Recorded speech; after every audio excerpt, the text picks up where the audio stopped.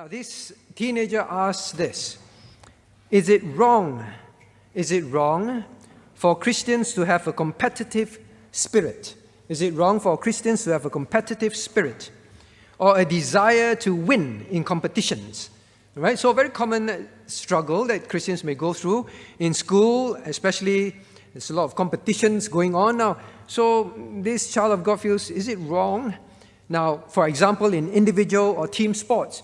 So in sports, in games, whether individual or team sports, there's this great competitiveness in school.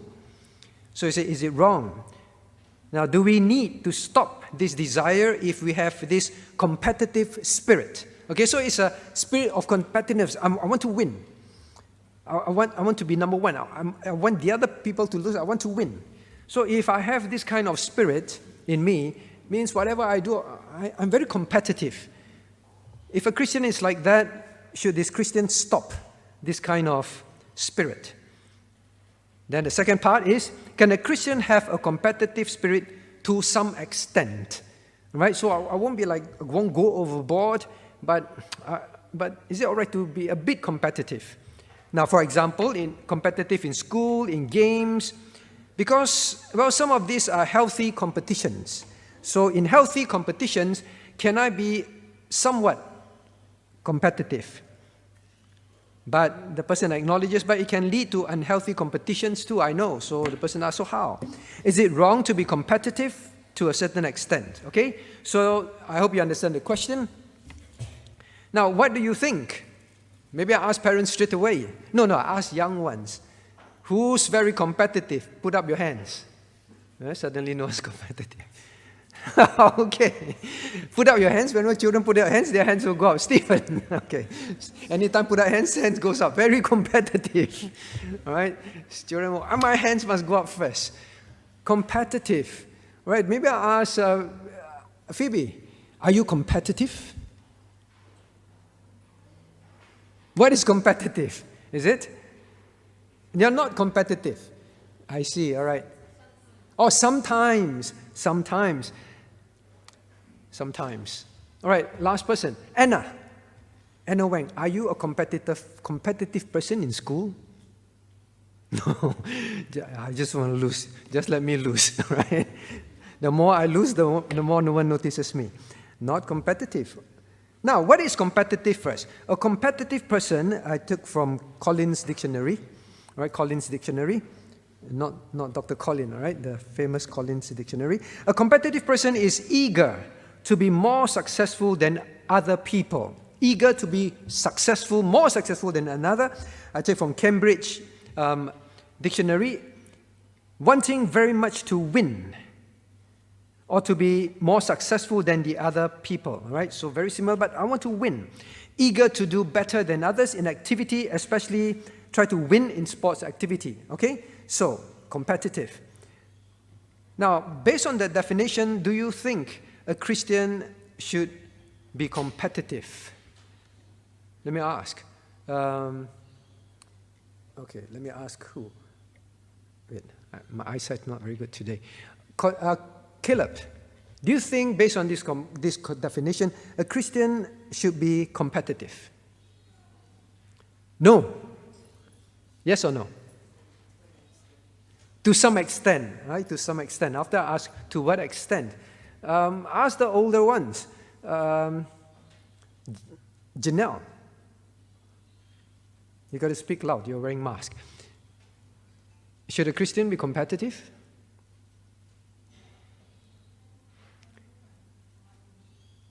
Depends on? Depends on what it is. All right. Then, in what situation is it good? Because you said depends. If it is what? If it fulfills God's purpose. Well, I asked the famous one. Ignatius. Because we all know what you will say. We all know what you will say. When is it okay for a Christian to be competitive? When it is for? So I see you have not changed. For the glory of God. All right, for the glory of God. There's always the right answer, for the glory of God. Well, Ignatius, when he first became a Christian in our midst, he was very concerned of the glory of God. So you always think of the glory of God. Well, that's not a bad thing. Well, for the glory of God, and then it's not bad. Now, how is it for the glory of God? Okay? So let's think about this. Now, well, it depends on the reason for this competitive spirit and the desire and the purpose. Okay? So some of you say, well, it depends on the purpose. Depends on the reason. Now, if competitiveness is, well, it depends on what you are competing against. What are you competing against, and what's the purpose in your heart? Now, maybe I ask, when can it be wrong? Right, before we go to for the glory of God, when can it be wrong? When can it be wrong? Julius, when can competitiveness become wrong? When they feel proud. Very good. All right? When your motive, I want to compete, I want to win, and I want to be better because I like to feel that people admire me. Pride. All right? So whenever that is the motive in your heart, it's always wrong. All right? The sin of pride. Now, what other reasons can it be when it is wrong? For example, what else? Let's see, Cornelius. Say again. When it goes. Oh, I see, all right. When you end up hating another person, is that what you say? Now, when it goes to hating another person, means I must win, I want to win. The other person win. Oh, I can't stand you, I hate you. Right? In fact, very often these sports activities nowadays, you see, it's like there is no sportsmanship. They goad another person, and then if they lost to the other person during the game, they find a way to injure the other person so that they can win. Very, very, very shameful sportsmanship. Yes, very good. When your heart knows that if I hate this person and I want to win against him. That's a very good example. In fact, the reason why I want to win in this game because I can't stand this person. I don't like this person. And to prove myself, I will prove myself that I'm better than him. All right? So, very good example. So, you can be in school activities. Well, it may not be a sinful activity. Like this person says, what about if it is healthy competition? It's healthy competition, but you have unhealthy motives in your heart. Then you should not have that. All right? So, you must check your motives whenever you are involved in some competitive activity. Well, another one. What else can you think of? So young people, I want you to think because you are facing this kind of thing in school, right? Isaac. When is competitiveness sinful? Say pride, you hate another person.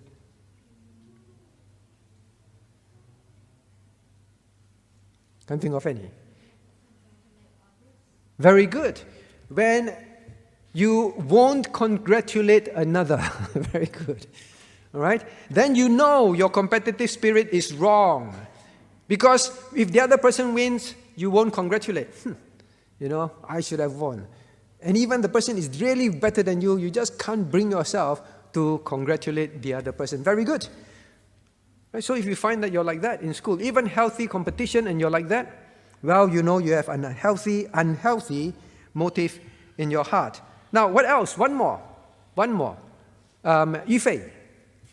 When competitiveness, I want to win, right? I want to do better than the person, and it's a sinful reason. Anything? To boast, all right? Very good. To boast, you are proud. Well, it's a bit different, right? Pride is you can hide it in your heart. You go home, you keep thinking, oh, I won, you know, and the other person lost. But boast is different. Boast comes out. That's why sometimes, you know, Christians, when you play games, when you do well, don't act like the world, right? You boast, show off. What's that? The bolt or what, you know? What they do, then you go around doing this and all sorts of behaviors that boast, taunt your competitor. That you know that, well, your pride is openly shown. Okay, that is a bad spirit. Maybe, what are some of the signs, all right? Some of the signs. Yes, you can't congratulate another person. You won't acknowledge the other person's success. Now, what happens when it is in church? What happens in the church? You say, well, there's no competition in church, right? But can you actually be competitive in church? There's no competition in church, right? Do we organize any competition? No, right?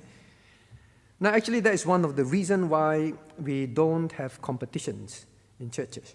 Because it is a very easy thing for young people without understanding, and even with understanding, to fall into a bad spirit.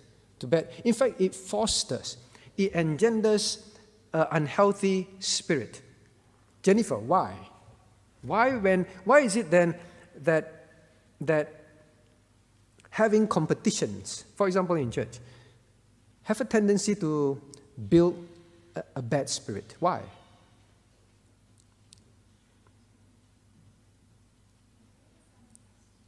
You don't understand the question. So, for example, in church, why don't we hold competition, all right? Memory verse, our competition and who wins and then wins a prize, that kind of thing. Say again? Causes disunity in church. How?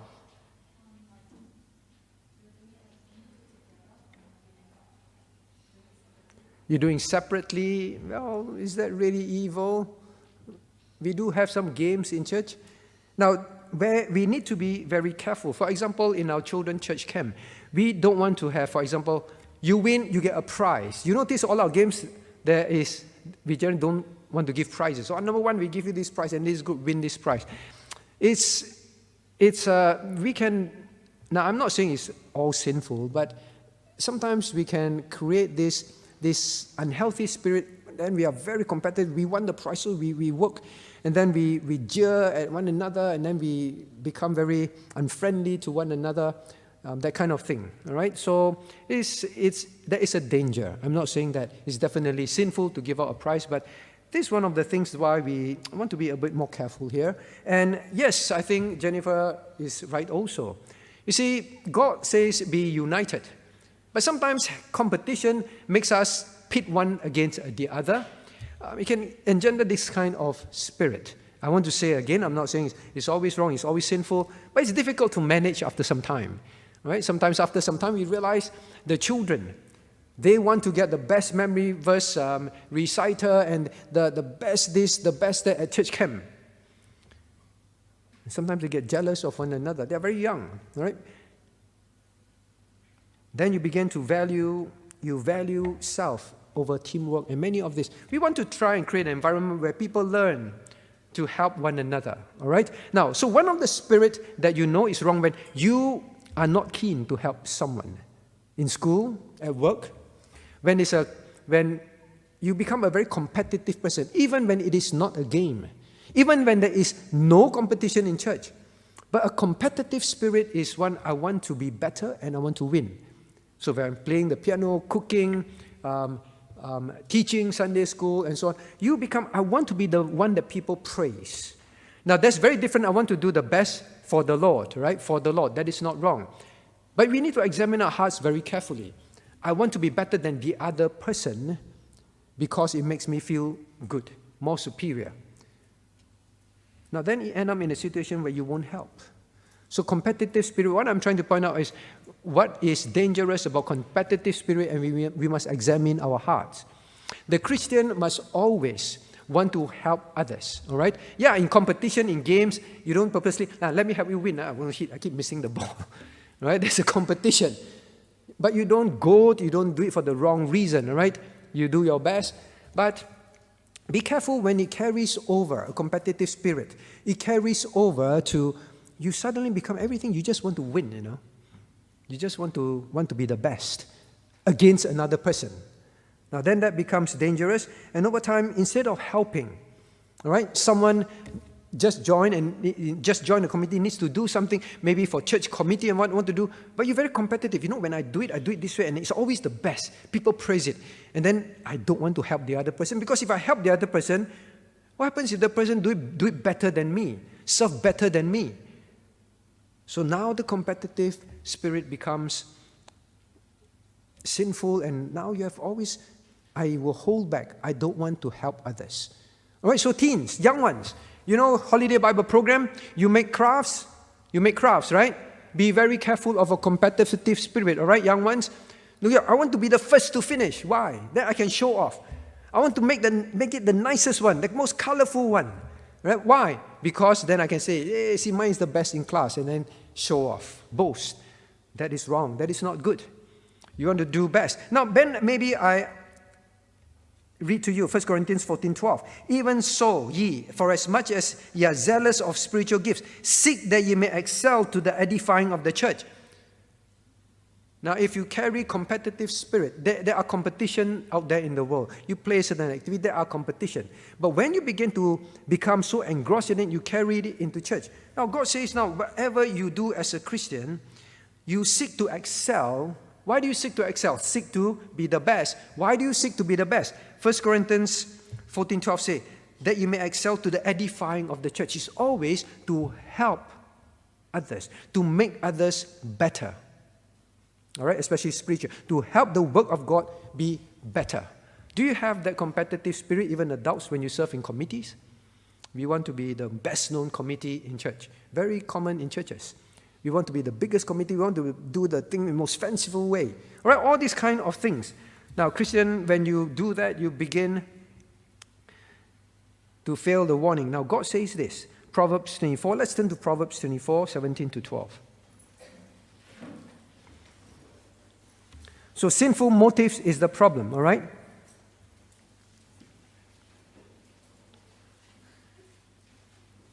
Proverbs 24. Now let's read verses 17 to 18. Proverbs 24, 17 to 18. Reading together. Reading. Rejoice not when thine enemy falleth, and let not thy heart be glad when he stumbleth, lest the Lord see it, and it displease him, and he turn away his wrath from him. So God says, when your enemy falls, now don't rejoice. Now nowadays the competitive spirit is so bad.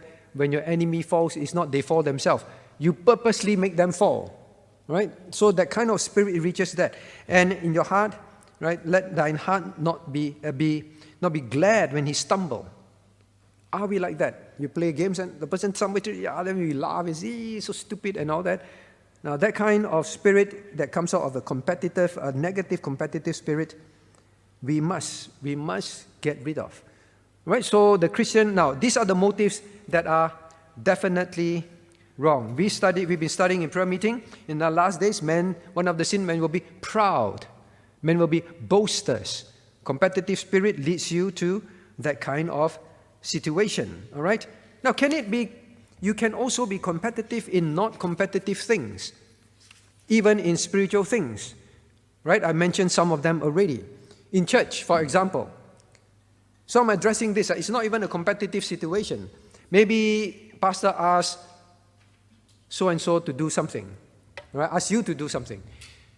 And then pastor also asks someone else to do something. Then you look, why pastor ask him as well? I want to do this kind of things. Now, this always happens in peer groups. You know, peer groups means usually same age. If I ask an elderly person to do it, well, the young won't. But if you see another young person also asked to do it, then you look, why is the other person? Why not me? Why not me as well? Very dangerous. Peers. You feel that they become a threat. Now, if in church you have a competitive spirit, this is not even a competition in church, but we can have that competitive spirit. Means someone new comes in, or you help the person, then after some time, the person become more popular. Other people like, then that competitive spirit comes up. I want to be the more popular one. I want to be the one that's center of the attention. I want to be the one that people like more, that people do things for. Then slowly you say, well, the competitive spirit will lead you, I'm not going to help this person anymore. Because when I help this person became more popular, more liked.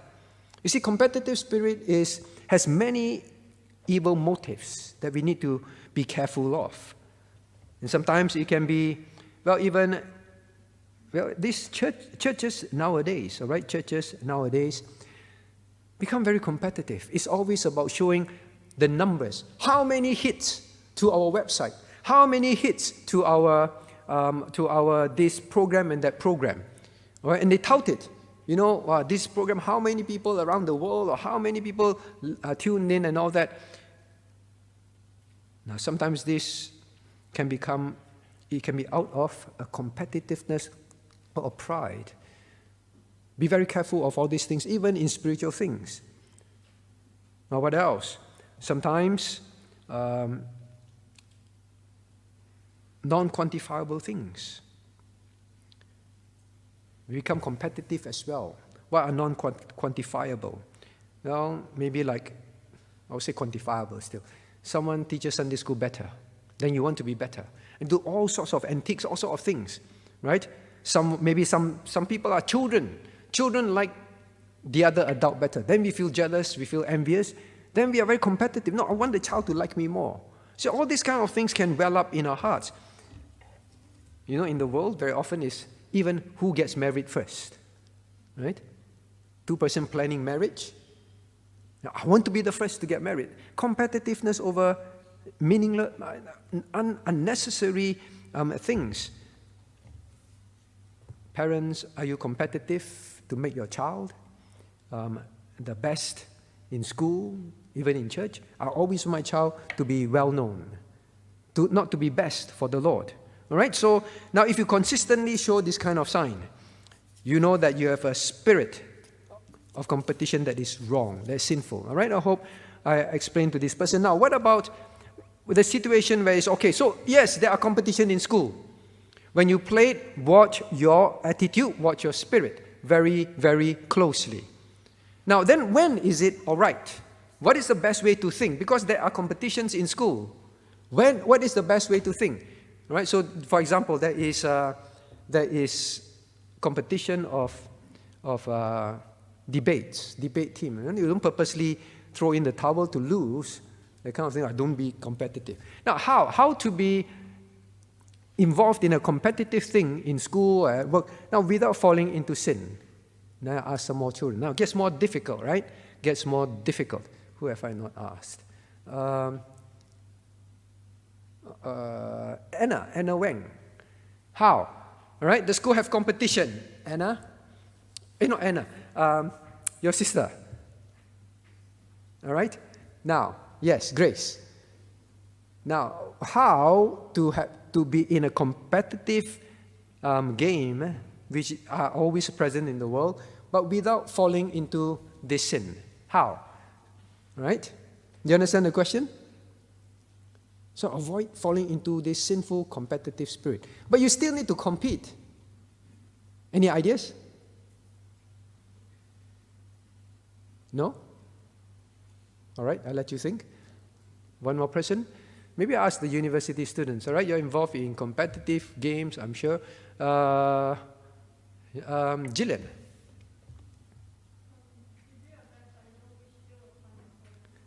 You do your best. You don't wish ill on your opponent. You just do your best. You do your best. That's all. That's all. You're not doing your best so that you can make the other person feel lousy, make the other person, well, he lose, I win, that kind of thing. You just do your best. That's all. Right? So the person asks, can a Christian have a competitive spirit to some extent? Now, if you mean competitive means I do my very best and I give it my very best. It means now you're competing against who, Gillian? Very good. You're competing against yourself. It's not about me win, you lose. It's about, well, I set a goal, I set my personal best, and I compete against myself. All right? So, well, then you don't have this negative spirit coming up. And even when you do your best, but something still can come out wrong, right? You compete against your best, and then you do your best, you still end up showing off. That is still a problem, okay? You may not wish ill on others, but you are proud in it. That's one. You do your very best, you compete against yourself. Now, when else can competing against yourself become wrong? When else can competing against yourself become wrong? Hazel.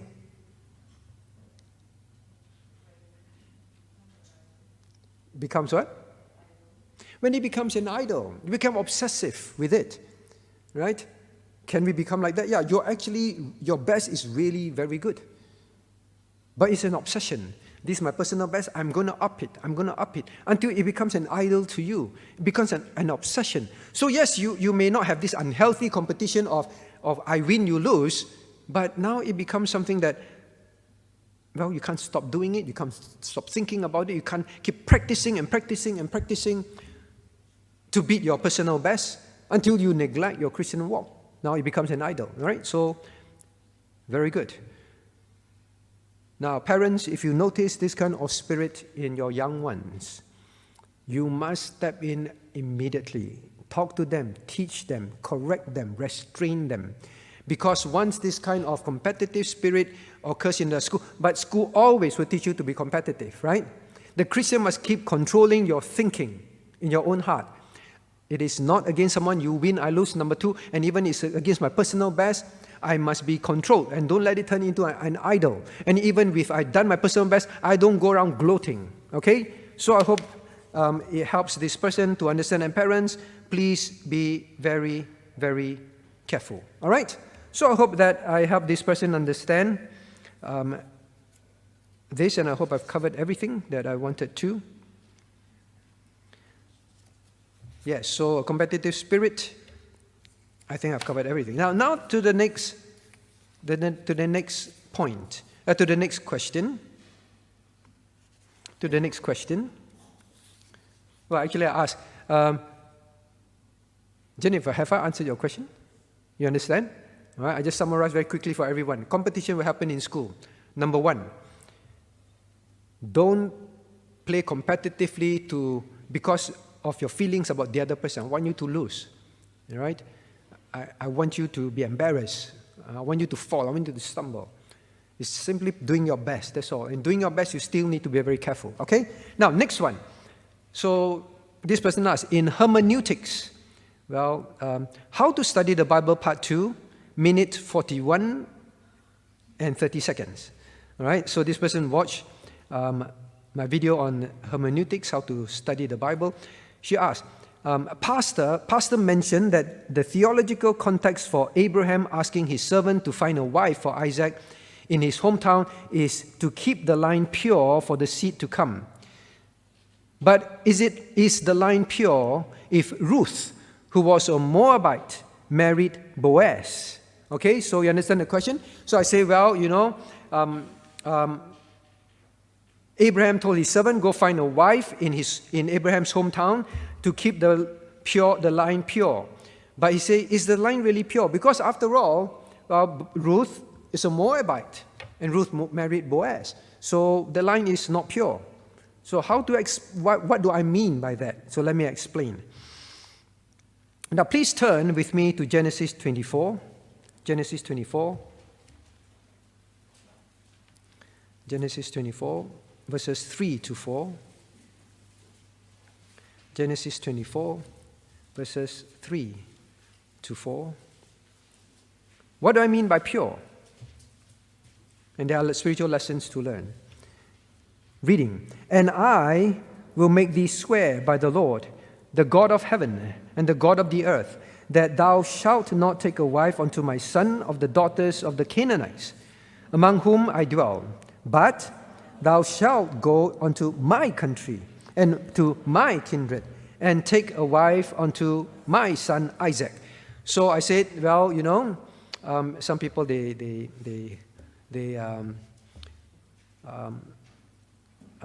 allegorize a lot of things, and they say, well, this is simply about keeping the line pure.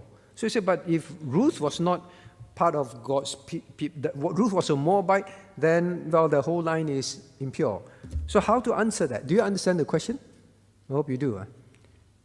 And then I asked, Wei Chen, wow, you're studying the Bible very, very seriously. So, not pure. After all, Ruth is a Moabite, so what purity are we talking about?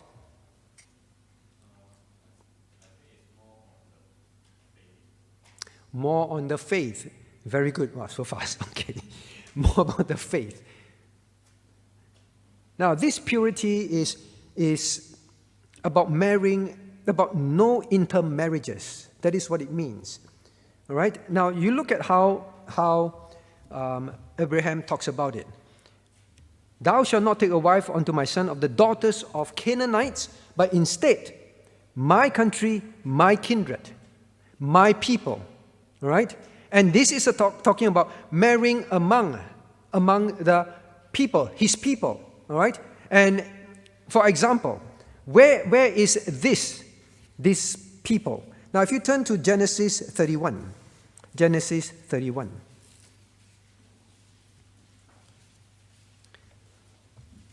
Genesis 31. Now, let's read verse 53. Verse 53, Genesis 31, verse 53.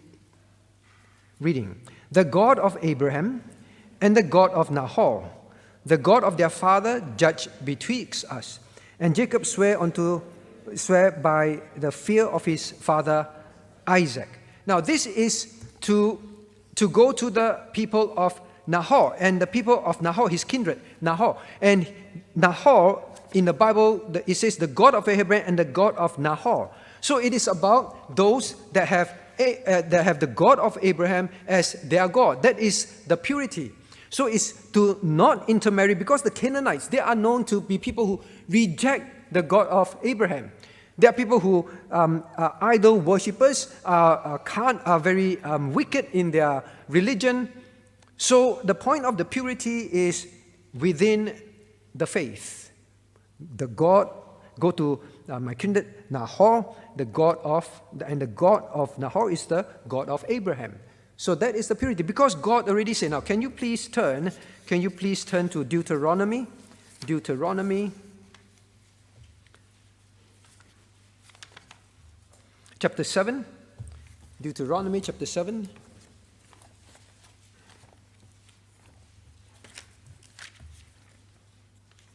All right, let's read verses 3 to 4. You're very familiar with this. Deuteronomy chapter 7, verses 3 to 4. Reading. Neither shalt thou make marriages with them. Thy daughter thou shalt not give unto his son, nor his daughter shalt thou take unto thy son. For they will turn away thy son from following me, that they may serve other gods. So will the anger of the Lord be kindled against you and destroy thee suddenly. Now here God told the people the same principle. You marry unbelievers, they are going to turn your children away and serve other gods. The whole problem is the purity of the future generation as well. They will turn your children. So it's about a generation purity. If Isaac was to marry women of the Canaanites, God already said, their wife will turn the future generation away from God. It will be a big chaos. One of the things that God promised to Abraham is your seed. So first thing, Abraham must have seed. And the other one is, it is to then get a wife of the inhabitants of the same faith. Because that will ensure the purity of the people, their practices and all. If they were to marry unbelievers, it will grow. I mean, even when they married unbelievers, it was still a big problem. All right? So the purity is the purity of keeping the faith pure within the people as they marry. They need to give birth to children. But the question, all right, so now here, I ask parents, so what are the lessons? We just learned about purity on Friday. What are the lessons? So your child asks you, then you go and research, you say, well, this purity is about, purity of the faith. Okay, the purity of the faith, then the line, all right, the generation will be kept. All right, so you understand, Michelle? Okay, so that is what we mean. So parents, before we go to Ruth, so parents, then you say, Daddy, I understand now. Then they ask you, but Daddy, so what's the spiritual lesson? No use giving facts, right? All right, so they ask, for example, they ask Daddy, and then Daddy say, very good question, son. I want you to tell me first. Right? So I ask the children, because these teens, right? So I don't ask daddies first. Let me ask young ones first. Who have I not asked? Elisha, you want to try? So you ask your daddy. Then Eugene says, you tell me what you learned first. Okay? What are you going to say? What have you learned? Must marry, don't have intermarriages. If not, my children, if God wants me to marry my children, they will be worshipping other gods. What do you think is the lesson?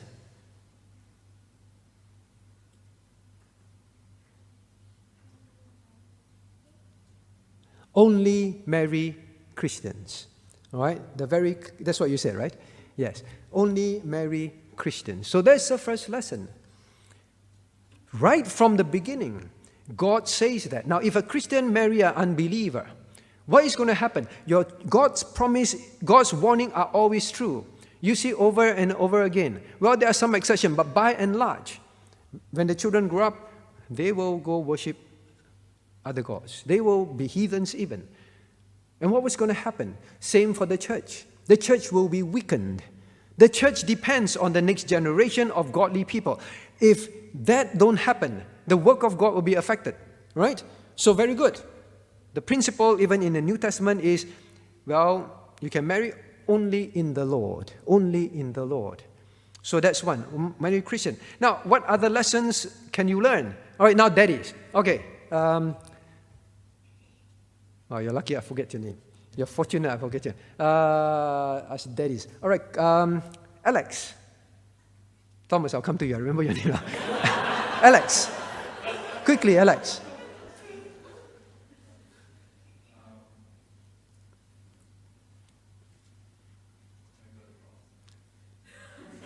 I remember Thomas' name. You don't have to. Okay, Thomas, he deferred to you. He gave you the privilege. So we know it's purity is kept by faith. So it doesn't matter if you're raised as a Christian, but if you don't have that faith, it's pointless. Okay, so it's still the same thing about marrying Christians, but. Well, I have to answer because we're running out of time. Now, the Bible also have another principle. How can two walk together? Michelle is smiling a lot. Yes, Michelle. How can two walk together?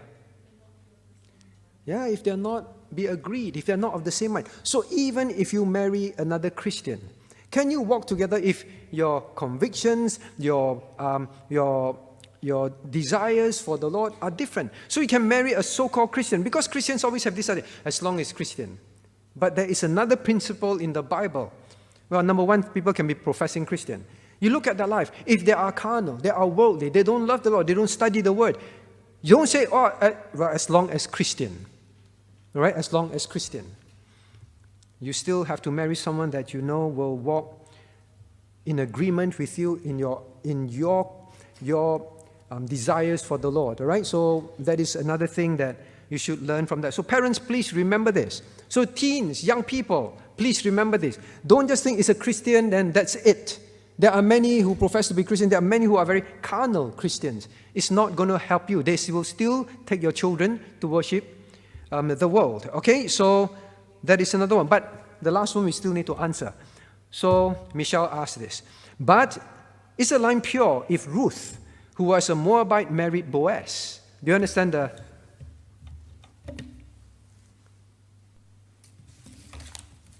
You understand the point? Okay, Eugene, do you understand the point? Yeah, okay, so you, since this is... Hmm?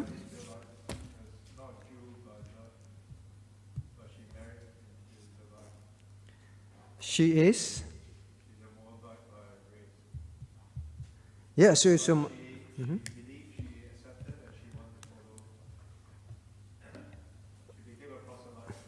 Okay, so the answer is, well, she's a Moabite, but the point is this, the faith, remember, is about the faith, within the faith. She made it very clear that she takes the God of the Jews as her God, right? Now, let me read to you, since we don't have time, but you know this very well, Ruth 1:16. And Ruth said, entreat me not to leave thee, or to return from following after thee. For whither thou goest, I will go. And where thou lodgest, I will lodge. Thy people shall be my people, and thy God, my God. All right, so she was a believer, very strong believer instead, really. She said, I am leaving my people, my family. It's a very big thing. The husband said, but you can go back. But I don't want my people anymore. Your people, because I believe in this God. So she was a believer. But now this color. So is Well, we have Adam, right? Well, will it help if it's on? It should. Okay, so now if you think there's Adam and then you go line, all right, then there is Abraham, and then Abraham, Isaac, Aij, Jacob, all right, and go on, and then we have Boaz, correct? Then Boaz, but he said, well, is the line pure? Boaz is not Ruth, all right, Ruth, Moabite. So number one, the answer is this, is in the faith. And she was a strong Christian by the explanation she gave. Now, but then you come to, then we know there's Jesse, and then there's David, correct? David. Then the line of Jesus Christ. So you said this line have to be pure, correct? Well, number one, believer, so that is not the question. And you see in the Bible, the line always follow the male. So mention of Boaz, correct? Then David, correct? But I ask you a difficult question, which I'm very late now. Okay, no time to eat my lunch. Now, but Mary, what about Mary? How to reconcile Mary? Why does God mention Mary's line? Because we have Joseph's line, and you trace to Christ, all right? So David, Joseph to Christ. But why does the Bible also mention Mary? Because we say the Bible always mentions the man, the male. The lineage is the male. So male, Boaz, male, and David, then Joseph, then the line. But why? Why Mary's line was also mentioned from David? Colin. Why?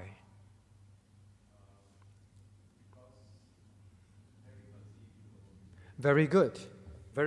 Yes, it's always male. Why does God also mention the line of the woman, female, Mary in specific? Because now Christ must be be conceived by the Holy Ghost, born of virgin birth. So if he's born of a virgin birth, they mention Joseph, yes.